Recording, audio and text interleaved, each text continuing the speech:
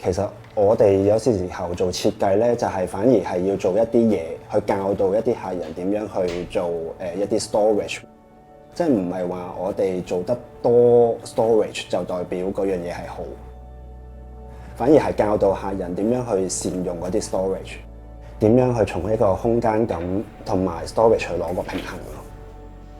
我個名叫 Adrian Hong 啦，咁我係 Wonder Wonder 嘅 founder。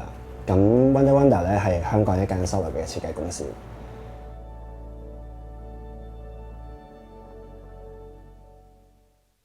My name is Shiro and my human works at Never Too Small.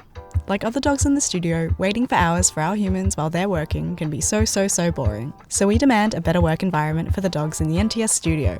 We demand a change. So our humans decided to make a movie room for us using the Nebula Capsule 3, a tiny, bright, portable laser projector so we can relax while waiting for our humans. The Nebula Capsule 3 uses a laser, so it's 1.8 times brighter than regular LED projectors, which means way better colour, and you don't even need to completely turn off the lights. It's also great for small spaces, can run for 2.5 hours with the built-in batteries, and also works as a Bluetooth speaker with Dolby Digital sound, all while fitting into the palm of your hand. We can use the projector anywhere we like, in the kitchen, bedroom, or even inside a tent while camping with our humans. And with Android 11, we have access to heaps of apps like YouTube. We love it, and our humans love it too. To get your exclusive discount, head to the link in the description. 我哋今次呢個 project 係喺香港嘅黃埔花園。黃埔花園其中一個特色咧就係一個標誌性啦，就係有一隻好大嘅船。咁呢隻船咧其實係一個 shopping centre 嚟嘅。咁佢呢個 building 嘅 start date 就係1991年。我哋今次個客人咧就係一對年輕嘅夫婦啦，咁未有仔女嘅，因為佢哋其實會偏長時間喺出邊工作啦，佢哋嗰個 requirement 就係想翻到屋企有一個 relax 俾佢哋可以放空嘅空間。呢個 apartment 咧其實就會有 around 50個 square meter 啦，都係一個香港好典型鑽石型嘅 layout 啦。咁客人其實都俾一個好彈性嘅空間我哋去幫佢諗啦，咁所以我哋今次就會將一個房間去拆咗，然之後亦都將 toilet 去做一個 semi open 嘅形式，去將外邊嘅 daylight 去引入去成個空間度咯。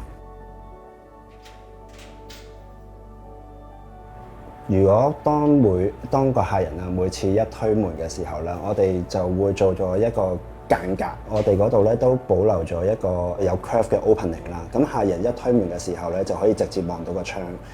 喺呢個 divider 嗰度咧，我哋亦都加入咗一個 storage 嘅元素，就係可以俾佢放鞋同埋一啲日常用品。在於客廳嘅 design layout 咧，我哋覺得客廳其實每次翻到屋企其實係一個 relax 嘅空間，所以咧我哋就盡量將佢做咗簡潔，就咁 put 一個 sofa。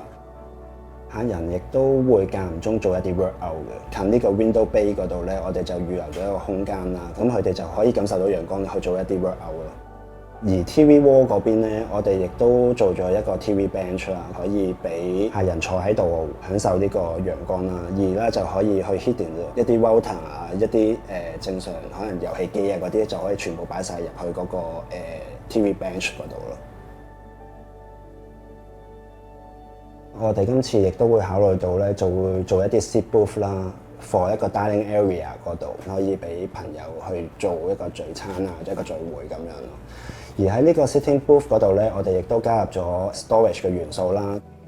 另外咧，嗰度另外有一隻細窗，望出去咧，其實只會望到人哋 the other flat 嘅 backyard， 所以我哋亦都會 design 咗用一啲 curtain 去遮咗佢咯。Green 呢個 colour 咧，其實客人個 favourite colour 啦。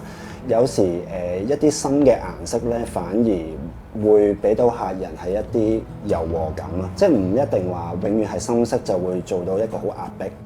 咁而咁啱嗰度咧就會有一個冷氣機，咁所以咧我哋今次咧就利用一個 curve line 嘅包吃去 hidden 咗個冷氣機。咁廚房咧其實客人都好中意煮嘢食嘅，咁我哋都會做翻一個 sliding door， 咁太大油煙嘅時候可以做咗一個間距啦。另外咧，我哋亦都做咗一個叫做 visual panel， 當有人喺出邊嘅時候，亦都會望到哦，原來廚房有人煮緊嘢咁樣咯。呢個廚房咧有煮四爐啦，亦都會有焗爐。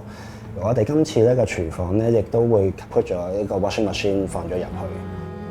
我哋為咗想增加嗰個空間感啦，所以咧我哋嘅 hanging cabinet 咧就會用一啲較淺色嘅櫃去等佢個視覺唔使好似咁分隔啦，盡量 blend in 嗰個司令。咁下面咧我哋都會 keep 翻一隻較深嘅灰綠色。咁而呢個睡房區咧，我哋做咗一個 storage platform 啦，喺個 bedroom 嗰度，咁等客人可以真係存放適量嘅 storage 啦。嗰個 headboard 咧，點解我哋會做一個 full length 嘅 headboard 咧？就係一入到去嘅時候，一望個視覺咧，就會有個好闊嗰個感覺出咗嚟啦。然之後咧喺右手邊咧，我哋做咗一個 semi open 嘅 toilet。客人喺 master bedroom 嘅 window bay 嗰啲咧 natural lighting 咧就可以打入個廁所入邊。客人佢哋嚮往有個jacuzzi 嗰個感覺，所以咧我哋今次做個 bathroom 嗰個深度咧係會較深嘅。我哋將個 tile 色實打直，你望嘅視覺咧就會有個伸延性啦，視覺感會高啲啦。bathroom 咧最主要咧會有個 full height 嘅 cabinet 啦，同埋有一個放毛巾嘅 lower cabinet。始終呢個空間唔係話十分大。我哋做 design 做鬆令嘅時候咧，就係想將 bedroom 同 toilet 所 overlap 嘅位置咧，就係做翻一個walk-in closet 嘅位置，等佢可以互相拎up。我哋善用咗 wardrobe 去做咗一個 divider。upper part 嗰度咧，其實係可以two way 咁樣用嘅。當你去廁所又係用緊個 storage 嘅時候，咁其實你係 share 緊一個空間。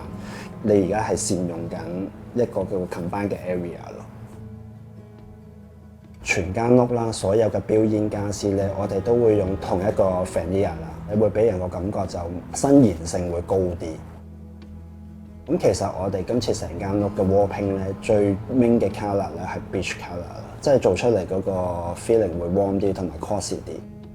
我哋個天花我哋依然都係 keep 翻 white colour 啦，咁所以即係等嗰個高度唔好咁壓迫啦。我哋今次全屋咧就選用咗一個好 pale grey 嘅 floor tiling 啦，就係想望落去嗰個感覺會大啲。大家都知道香港其實寸金尺土啦，所有嘅地方都好 premier。做鬆令嘅時候，如果越多地方 overlap 咧，即係證明嗰個空間就會可以善用到去做一啲 storage 嘅嘢，或者做一啲過渡性嘅嘢。Thanks for watching. If you're an architect or designer with a project we could feature, please share it with us at nevertoosmall.com/submissions.